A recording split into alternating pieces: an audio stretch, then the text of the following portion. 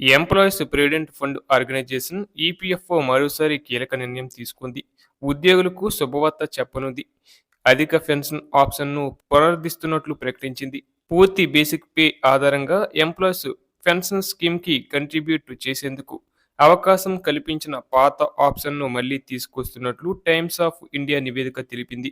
దాదాపు 12 ఏళ్ల తర్వాత ప్రభుత్వ సంస్థ తీసుకున్న ఈ నిర్ణయంతో ఉద్యోగులకు లబ్ధి చేకూరనుంది. అయితే అది పరిమిత సెక్షన్ సబ్స్క్రైబర్లకు మాత్రమే ఉంటుందని, గతంలో హయ్యర్ పెన్షన్ కంట్రిబ్యూషన్స్ ఎంచుకున్న వారికి వర్తిస్తుందని తెలిపింది. 2014 సెప్టెంబర్లో ప్రావిడెంట్ ఫండ్ సంస్థ పెన్షన్ వేతనంపై పరిమితి విధించినప్పటి నుంచి చాలా కాలంగా ఉన్న గందరగోళం నేపథ్యంలో ఈపీఎఫ్ఓ ఈ నిర్ణయం తీసుకున్నట్లు నివేదిక పేర్కొంది. 2014 సెప్టెంబర్ 1వ తేదీన ఎంప్లాయీస్ పెన్షన్ స్కీమ్ కనీస పింఛన్ ₹1000గా నిర్ణయం తీసుకున్నారు. అదే సమయంలో పెన్షన్ పొందేందుకు అర్హత గల వేతన పరిమితిని నెలకు 15,000గా నిర్ణయించారు. బేసిక్ శాలరీ ప్లస్ డిఏ కలిపి గరిష్టంగా 15,000 వరకు మాత్రమే ఈపీఎఫ్ఓలో కంట్రిబ్యూట్ చేసి పెన్షన్ పొందేందుకు అర్హత ఉంటుంది. దీంతో నెలవారీ గరిష్ట పెన్షన్ 7,500 మాత్రమే లభించనుంది.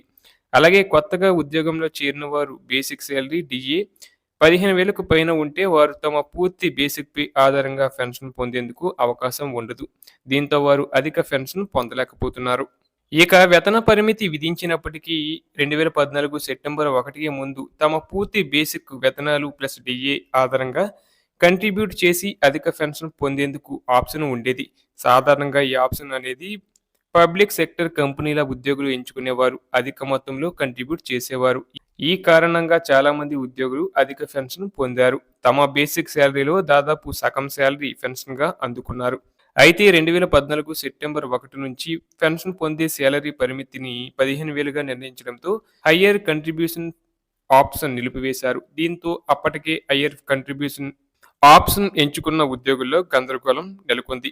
ఇక టైమ్స్ ఆఫ్ ఇండియా రిపోర్టు ప్రకారం ఉద్యోగులు తమ పూర్తి బేసిక్ శాలరీ డిఏ ఆధారంగా అధిక పెన్షన్ కోసం కంట్రిబ్యూట్ చేసి గతంలోని ఆప్షన్ పునరుద్ధరిస్తున్నట్లు కేంద్ర ప్రభుత్వం క్లారిటీ ఇచ్చింది. ఇది కొత్త బెనిఫిట్ కాదని, గతంలో ఉన్న ఆప్షన్ పునరుద్ధరించినట్లు ప్రభుత్వ అధికారులను ఉటంకిస్తూ టీఓఐ నివేదిక తెలిపింది. ఈ నిర్ణయం కేవలం 2014 సవరణకు ముందు హయ్యర్ పెన్షన్ ఆప్షన్ ఎంచుకున్న వారికి మాత్రమే వర్తిస్తుందని గుర్తుంచుకోవాలి. ఈపీఎఫ్ఓలోని సబ్స్క్రైబర్లు అందరికీ ఆటోమేటిక్గా వర్తించదు. అధిక మొత్తంలో కంట్రిబ్యూట్ చేస్తామని అంగీకారం తెలిపే వారికే వర్తిస్తుంది.